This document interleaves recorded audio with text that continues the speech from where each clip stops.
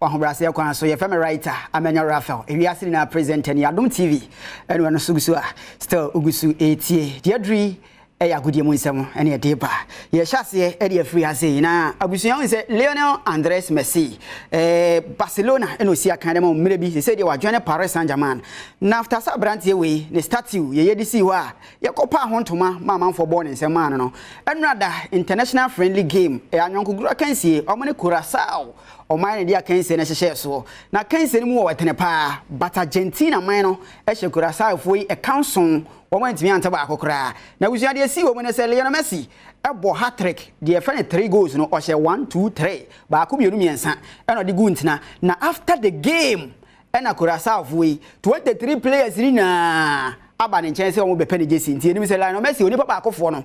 bia wo hye 23 jerseys dia obeyi baako dia ma obi ade na wuntime nkyere wuntime so mabo gang wachire obi na agene se ebo game ni wie pa omo hia Lionel Messi jersey to mo ba park ne so omo ne exchange wears ne ade a omo wie no bia so hia jersey na but luckily for goalkeeper e fe ne Eloy room wono ne timi enya Lionel Messi jersey no enti enra after that friendly game a Argentina wo mo bo Curaçao for e kanson Messi ebo hat-trick no na chese o yini jesi goalkeeper wa dem de ma Curaçao fo no omodi ntwo but ani wo ni ho etu ogijesi no eti me pacho ye remu ha na woni se Manchester City wo mo se bofo Erling Brot Haaland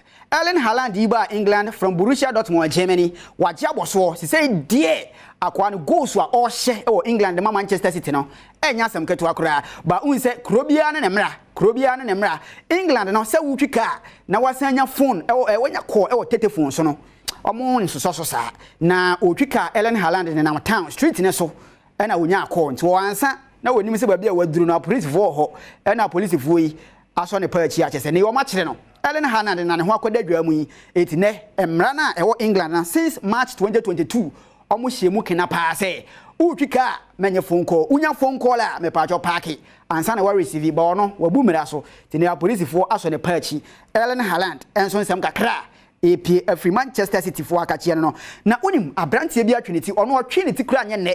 uram Manchester United a brantie odi 29 years and ye friend Hurricane abrantie bi a unse dodo na nkrofo ka se obey bibia cosnente wono de obehye goals no but team we friend Tottenham Hotspur omuntime nye hwe obey bibia omuntime nye hwe but this time around akwana bo game na konanim yie pa England national team no English for no one captain na de ba ne se Manchester United for empenifo unse se de omo de bed na ba ama se omo ton ball boku no empenifo de abase se de coach a odi ball boku nanim ye friend Eric Ten Hag omo man go ahead omo man green light omo yi poma okwamu ama ne sika twiri so omo de 80 million pounds to table so de ama papa yi onfan ko Tottenham abranti e fe ne Hurricane no so mo beton omo nton omo de ane se omo beje abranti no e de na ba Old Trafford ama na besi akan e de ama Manchester United inte hono so de free hall ban into Hurricane to Manchester United and so go so bobo papa aye de akomni nchiremu kakra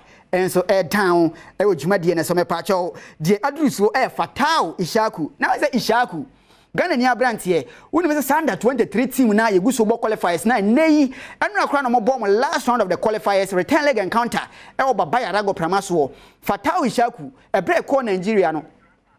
Otto Twedikane one share sa only goal no e de ma Ghana e ma game no wie 1-1 e Algeria ye ba Ghana ha no ono asa na be share sa winning goal no e ma de under 23 team Black Meteors no e form ntuma pafre na qualification to Morocco yetimi ageni na branch na ba bi o hyase on your screens we under 12 e Nigeria no dinin kwi de ma Nigeria e ma Ghana a o ko Nigeria che say Milo Games o bone homo de ne pa unso nipa bia wa hyase na ye say hu ba bia free ba no hu ba bia woko nti ba bia free ba ni akura ketoa satam under 12 akura de say o ma lose game penanimu pa ai so osukura enti fatao Ishaku onya bad player he said o jana so Percy akan o Portugal nchorin ntwa so abusuansam ne de ya ne do so bebrebera but de di safata sawotie ene ejina ha bia ya de ba Adom TV ni writer Amenya Raphael the El Centro campaign star creative we riase ni na presenter ni Midday.